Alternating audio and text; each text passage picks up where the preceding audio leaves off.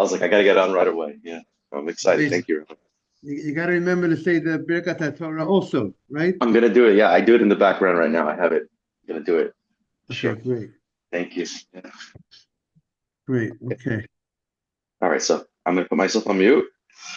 great. Okay, we are on Lamed Zayin Amud Aleph 37a towards the bottom. The last thing that we said yesterday, the Gemara had a question. Can you lean? Can you place a pot of food next to a stove when the stove was not, the coals weren't removed before the Shabbat? That was the question that we had. We know you can't place, I mean, um, and according to the Chachamim, who say in general you can't place food even if it's 50% cooked before Shabbat. You can't place food on an open fire um, because they're concerned you might stoke the coals, even if it's more than 50%. So the Gemara's question was, since you're not putting it directly on the fire, you're just putting on a outside the stove, next to the wall of the stove, next to the wall of the oven. It's receiving heat from the oven, but it's not directly on the fire. This pot that you're placing, is there a concern? Is that part of the rabbi's, that part of the decree that you can't go ahead and have placed food before the Shabbat because we're afraid you're going to come stoke it? So the Gemara brought a Breita where we have a story where the fire was covered. You had, let's say you removed you had covered it with ash, but then subsequently the fire rekindled itself. The fire went back on, and it says there that you're allowed to go ahead and place a pot outside that stove, that oven. But the condition that allowed you was only because you had originally covered up the fire, which seems that you have shown intent. They have no intention of using this fire. So once, because you had covered it with ash, when you showed they had no intention of using the fire, that's the case that it said you're allowed to go ahead and place a pot outside that oven. But if you would not have showed intention that you don't plan on using the fire, if you did not cover the coals, would seem to indicate you would not be able to go ahead and place the pot outside that um, that oven. So the Gemara says it's not a proof. The Gemara wanted to say because maybe you don't really require the removal of the covering of the coals in order for you to place the pot outside the stove. The only reason why you said you placed it was covered, that you had that it needed to be covered, was not because of the law of placing the food outside the oven, because that you would not necessarily perhaps need to cover the coals first, but because of the other halacha, the other law of that we said, because of the allowance to leave food on top of that fire that rekindled, that allowance is only because you had covered because that Breita said in another law, it said you can leave food on top of that stove, even though the fire is burning. But the reason why you're allowed to leave it on top of that stove is because you had covered the coals to begin with. So since over there, since that case requires the covering of the coals, so that it just learned this together. It mentioned the case of placing the pot outside the oven, the allowance, and it gave the case of that the coals were covered because of the other case, because of the necessity, because we need to tell you that other halacha. So therefore, we mentioned of the case when fire rekindled and you're allowed to actually leave the food on top of the stove, and that allowance is only because it was covered originally with ash. So therefore, that's why we also group this together, just like the Gemara says that it says that you could go in and remove. Good morning, Adam. You could remove notlin and malzirin. You could go ahead and remove from the stove that rekindle itself, and you could put back.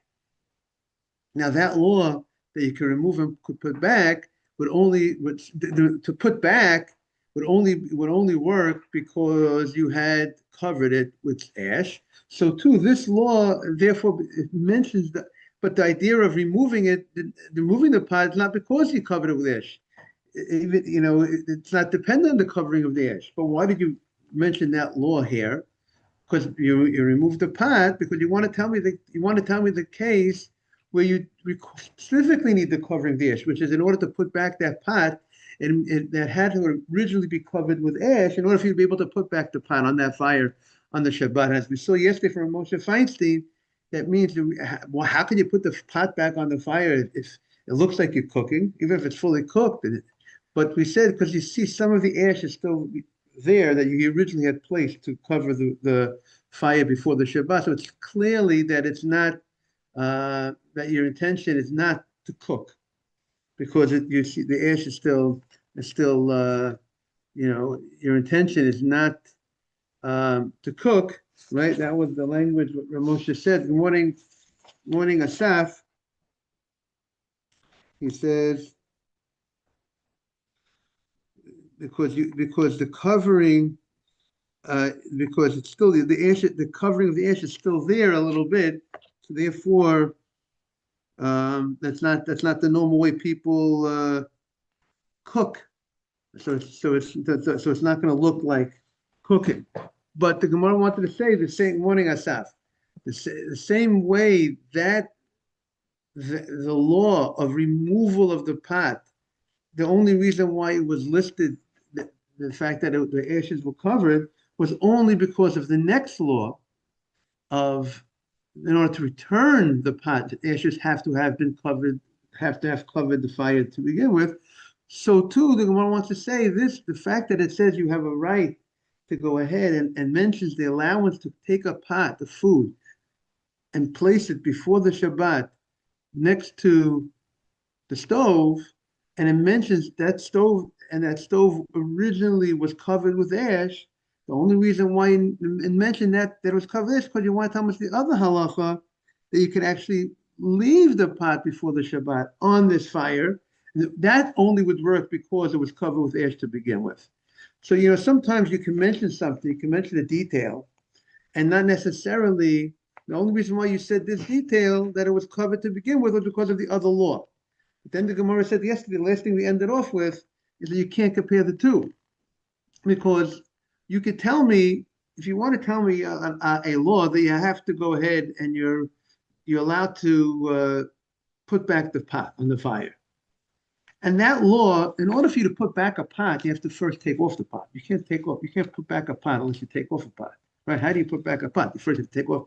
It's all in the same space, in the same area. You take off the pot and you put back the pot. So therefore, I might tell you the law. I might say to you, you take off and you put back. And even though I mentioned that it was originally covered with ash, not necessarily the law, the first statement of removal of pot is dependent that it had to have been covered originally, because maybe it doesn't need to have been covered originally for you to remove that pot. But because I want to tell you, you could put back the pot. The only way I could tell you, the only way you can put back a pot if you remove the pot. So I could mention this concept, this case. I could talk about the case of that it was originally covered with ash. But when it's two independent laws, putting a pot before Shabbat on the side of an oven, outside an oven, is one case. And that's not dependent on a different case of leaving food that was there from before Shabbat. And he had food, let's say he had food on the stove before Shabbat. It was covered with the ash. And then you went ahead and the fire rekindled itself. And we say you're allowed to go ahead and leave the pot there. Now that law requires that the only reason we could leave that pot there, according to the Chachamim, who generally hold you can't leave a pot on top of fire. The reason why you can leave that pot, because what's the reason why the Chum say you can't leave it on pot why can't you leave it on top? Because you might come to stoke the coals. But since you had originally put ashes on top of the coals to stifle the coals, so now that the fact that it rekindled itself, we're not worried that you're going to come to stoke it, because you showed that you're not interested. by the fact that originally you covered the coals. But that case, that case has nothing to do with the case of placing a pot of food outside an oven. It's not that case only could take place if you had food outside an oven. It's not like the case to return food. The way you can return food is if you take off the food. So therefore, but the case of placing a pot of food outside an oven is not dependent. Has nothing to do. It's totally independent of the food that was on an oven that the fire went out, and the fire was covered, and then the fire rekindled itself. So you can't say that the Gemara is saying it's not. How could you say that this law is only because I only mentioned the detail that it was already covered, the ashes to begin with, because of the fact that I'm going to mention the other case. The other case is not dependent on this. That's what that was the Gemara's. It's a little difficult. It's clear what I'm saying. So that's why the Gemara challenged what the Gemara wanted to suggest, that the only reason why you need to cover the fire is because I needed to tell you the other case of leaving it on top of the fire. But that's not, one case is not totally independent of the other, and therefore the Gemara wants to say that maybe the indication would be you would not have a right to place a pot of food outside an oven adjacent to the wall of the oven if the oven is on, unless you had originally covered the fire of that oven with ash to show you that you're not interested in that fire, and then and only then can you place a pot of food next to that oven. That's what the Gemara wanted to say. That was the Gemara's rejection and implying. But nevertheless, the Gemara is not satisfied to say that we have answered our question, and to say this is 100% proof that the only way you could put a pot of food next to an oven that's on is only if you had originally showed non-interest in the fire by actually covering the fire with ash. So the Gemara says, that's what the Gemara says, my have'olah. With that background, the Gemara says, my have'olah. We are now 37A4 on the right side. So what is the law? What is the bottom line? Can you place a pot of food, according to the Chachamim, before Shabbat, right next to an oven that's on? It's going to receive heat from it. Are we afraid that, now, are we afraid of anything? Are we afraid you're going to stoke the oven to help this pot? Or is this included in the prohibition of leaving food before Shabbat on an open fire? There's no difference if it's on the stove itself or right next to the stove, outside the stove. And so the Gemara says, "My have'olah," and I saw an important point that even if you say that you would be able to leave a pot, even according to that side that says that you can leave a pot of food outside an oven that's on, it wouldn't prove that you could leave food next to an open fire with. Why not? Because maybe there's a difference between a stove where the wall of the stove is separating between the pot that you're putting right next to the stove, right? If this would be a stove and the stove is on, there's a wall of the stove. So maybe over there I could go ahead and put a pot next to that wall, perhaps, according to that side of the coin. But to say if you have an open fire with nothing separating the fire and the thing that's adjacent, to say I'm maybe put a pot of food right next to that open fire, that might not necessarily, the Gemara might not be entertaining that possibility. All right, so you can't. It's a different case, and maybe the law would be different, even if you would be allowed to place a pot next to that oven. So the Gemara says, "My havilah." So the Gemara says, "Toshma." We have a brighter. Kira shesikur begefet beitsim. You have the stove that was heated up, let's say with this sesame seed stuff, or this, let's say, wood. The more common thing is the wood with coals. Somchinla, it says clearly you could go ahead and place what? A pot next to that stove, not on the stove.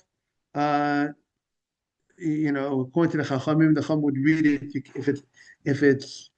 even if it's 50% cooked, you wouldn't be able to place it on top of that stove, but next to it you can.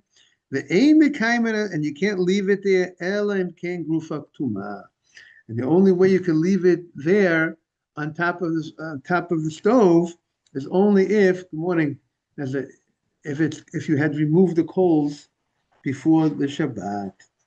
Now, if let's say the coals started dimming, they started getting darker, they look like they're going out, and you left it there. You see it's before the Shabbat. You see the coals dimming, and you have the ability to now. If you're interested in making the fire higher, what would you have done? You would stoke it right then. It's before the Shabbat. But you did not raise the temperature before the Shabbat. When you saw it, or you placed on the coals, Na'ored shel pishtin daka. You placed on the coals some waste product that comes from the flax. Let's say when you comb the flax. So it's like a little shield, a little cover. And this cover does not extinguish the fire completely, but it's considered as if the fire is covered, because you only have to do an action to show that you are diminishing the heat, and you're showing you don't want to raise the heat. And similarly, that's the idea by the fact that you had coals that was diminishing its heat, and the fact that you did not intend, you did not bother to raise to stoke those coals is showing you that you're not interested in raising and stoking in the future as well. That's how the Rajba explains what the Gemara is saying. So if you went ahead, if coals diminished and you did nothing to it before the Shabbat, or you placed this type of covering from the waste products of the flax, hare hikik. That's just like you covered. That's just like you covered it with ash. So we see clearly from the Braita that you're allowed to go ahead and place a pot of food next to this stove, outside the stove. Now, the Gemara continues. Amar Rabbi Yitzchak. Amar Rabbi Yitzchak bar Nachmani, Amar Rav Oshia. Yitzchak bar Nachmani said in the name of Rav Oshia. So he says, Katama. If you went ahead and you covered the stove, and then huvara, and then the stove, the fire went on, right? You had covered it, you put some ash on it, and then the ash, and then then it re-extinguished itself, it started burning again. Mashin aleha, you can leave on that stove, since you showed you were not interested in this fire, you can leave on the stove chamin shehuchmu kol sarkan, liquid, hot liquid that was hot water that was fully cooked, v'tafshil shebishul kol sarkan, and you could go ahead and leave a food that was fully cooked.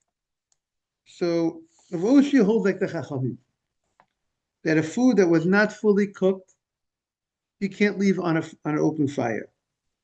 He also holds that if you went ahead and if you covered the fire with ash, then it went on again, it goes back to its original state, that it's not considered covered.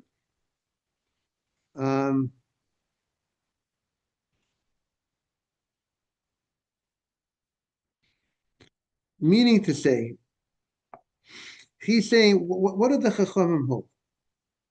The Chachamim hold if you have something that's covered, right? You have a fire that's covered, then you can leave food on. There's no problem, right? Because you're not going to stoke it. Everybody holds if it's covered, you can leave food on, right? But what about if it was covered and then it got uncovered? Meaning to say it was covered, you covered the fire before the Shabbat, but then the fire went back, got its strength back. And now it's no longer, now it's burning, the fire is burning. right? Maybe there's some ash still there, some remnants of the cover there, but it's still, there's a fire burning. Now, would we say that since you covered it originally, you showed you're not interested in that fire, so would I be able to go ahead and leave food on that fire, place food on that fire before the Shabbat, because I already had shown non-interest? So Rav Oshi says, listen, since the fire came back, you can't, we don't look at it like we said. The other rabbi felt beforehand, if the fire came back, right? We had Rav Chia before said you could leave food on that fire, the fire came back. But this rabbi says no. If the fire came back, you would not be able, the only type of food you could leave on that fire is food that was fully cooked. Which seems to indicate, we're gonna get into another. We have until now we said the rabbis are concerned you're gonna stoke the fire, right? If it's a open flame. When would the rabbis say you're not afraid you're gonna stoke the fire? If it's fully cooked. Fully cooked, you're not gonna stoke the fire, right? Because you're not concerned about the cooking to hasten the cooking because it's fully cooked. But what about, if so at this point we're going to say here he goes on record and saying, okay, when you had a fire, you covered it, but then with ash, but then it came back. We look at it like it's as if it was never covered. That's if we're going to look at it, if that's the explanation of this opinion, and therefore that's why the only type of food you could place on it is food that was totally cooked. Okay, but now we're going to see now. This is what the Gemara is understanding at this point. Shmamina. Now let's turn the page. Now we're turning the page, but he does allow for you to place on this flame before the Shabbat food that was fully cooked, right? That's what he's saying. He's saying you could, if it's cooked. Now he didn't give the detail. Now let me ask you a question. He doesn't say what type, whether the cooking is still benefiting the food or not benefiting the food. Meaning there's certain foods, let's say cholent, the more it cooks, let's say, the better it is, let's say. At a certain point, maybe it also has it's being overdone. But there are certain foods that the more it's cooked, it's beneficial. It makes the food better. There are certain foods that the more it cooks, it's not getting better. The fact that he says you could place food on this fire that rekindled itself before the Shabbat seems to indicate that even if it's a type of food that will get better as time goes, since it's already fully cooked, we're not afraid, we don't have to be so concerned you're going to come to stoke it. Because you're not so nervous about the food. You're not so concerned about the food. Because it's already fully cooked when you placed it on it before the Shabbat. So Shema Mino, the Gemara says, Mitztamek, now on 37b1, could we learn from here that Mitztamek, a food that's getting, it's cooking, and it v'yafilo, and it gets better the more it's cooking, mutar, would I be able to leave it on a fire before the Shabbat as long as it is fully cooked before Shabbat? We're not afraid of the fact that there is improvement in the cooking, and we're not. Would that be the inference that we can learn from that? Is this clear, everybody? I want to know if this is. You see, in general, most foods, so again, let's get this. Let's understand the question. The question is, this allowance to leave food on top of a fire on Shabbat, if it's fully cooked, what type of food is this that we're allowing you to leave there? Is this specifically food that's not improving, just keeps the heat, and it's not, and It's not getting better, and therefore we're not afraid of stoking the coals. But if it would be a type of food like a cholent that's fully cooked before Shabbat, would you be but it's improving as the time goes? Would we not allow you to leave it on the flame because we're afraid you might come to stoke it?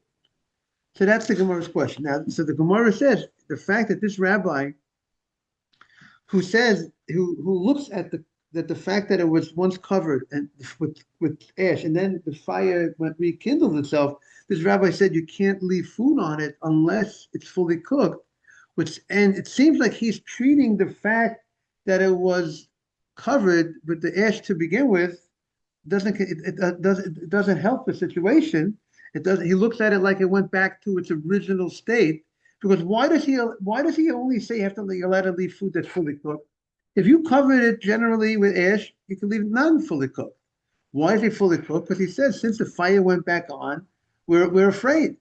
So if he's considering it as if it was never covered to begin with, so it would seem we can infer even food that was directly placed before Shabbat on a fire would be fine as long as it's fully cooked. So the Gemara says, no, shiny hacha. Here is different. The Gemara says, the katma. That what happened was, maybe here is different. Meaning to say, maybe food that was fully cooked to begin with, and maybe you can't place on open fire when it's getting improved as the cooking goes along. Because we're afraid you're going to stoke it, even though when Shabbat came, it was fully cooked. But for that possible improvement that it's getting better, you might want to stoke it. But why does he allow you to go ahead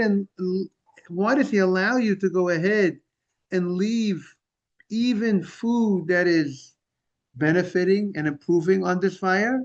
Because you showed by originally morning Abraham, by covering it to begin with, even though it rekindled itself, that covering that you had originally showed non-interest in this fire is enough to help us to say that we don't have to be so concerned that just for the improving the food, you're going to go ahead and stoke those coals.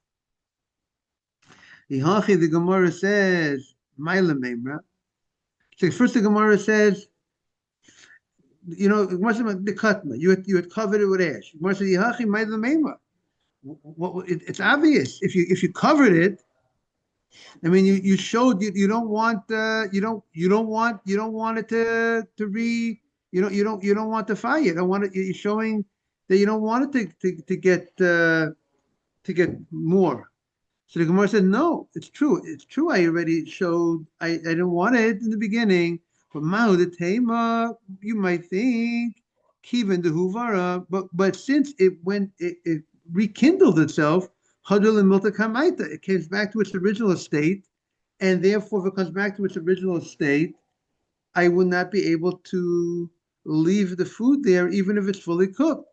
Kamash Malan. So here, it's different that since I originally placed the ashes on it, even though subsequently it rekindled itself, we're gonna go ahead and say that's enough to say we don't have to be concerned that you're gonna come to rekindle. And it could be that maybe the rabbis hold, Rav Oshia holds, we're not gonna you can't tell a guy to take a food that's not fully cooked and leave it on a fire before Shabbat, even though you originally covered it with ashes, because if you're going to allow that, people are not going to make it. They're going to allow food that even you didn't cover with ashes. If you're going to allow food that was not covered, that's on a fire, to be on, that's not fully cooked, people might come to, and because you originally had covered with ashes. Number one, to the onlooker, they don't know that what you originally might have done, possibly. Even if they would recognize it, it's too much similar to a case of putting food directly on a fire before Shabbat. And therefore, we can't allow you to put food that was not fully cooked on a fire before Shabbat if the fire is raging before the Shabbat, even if you originally covered it to begin with. But the fact is, if you did cover it to begin with, So therefore, that's enough to say that we don't have to be as strict to say we're not even gonna allow you to put fully cooked food. Fully cooked food will allow you in the circumstance, even if it's benefiting as the time goes on. Okay, we'll stop over here. We'll get ready for Shachrit and Hallel. So we're getting close to ending this. I think by now we're getting a feel of what now we're taking it to a new level, even if it's fully cooked. This is the new thing that we introduced today. I mean, a little bit, we had mentioned it earlier. So it's fully cooked, but the fact that maybe it's still improving. Oh, how concerned are we that you might come to Stoke? I think we have more discussion about that. Thank you very much, everybody. Not so simple. Adam, not so simple. Well, we haven't drawn the line today. Right. So we said, so one thing we could say about today, we could say if you put a bless, a hot plate, hot metal on top of the fire, that covers the fire. And we said, once you cover the fire, then it doesn't make a difference how much it was cooked before, because you're not going to stoke it because you're showing non-interest in it. That would be our practice. So today, you sort of put us. Right, right. Now, technically, you might be able to put, there might be allowance even if it's not with that metal, but it's definitely, if it reaches a certain level of cooking, because according to the other opinion, right? That's Right. Once it's 50% cooked, you don't have to worry about anything. But we're more strict and we avoid that. And also, if we do that, we won't be able to ever put back the food on Shabbat. Take off and put back, even if it's fully cooked, Right. because you can't put back on open flame. So the best thing for Shabbat is to have put this cover the flame before, and then you avoid a lot of issues, and it gives you more allowances of things. Am I clear with that? We'll Yeah. talk more about that next week. Take care, Saf. You to Chodesh Tov tonight and tomorrow night.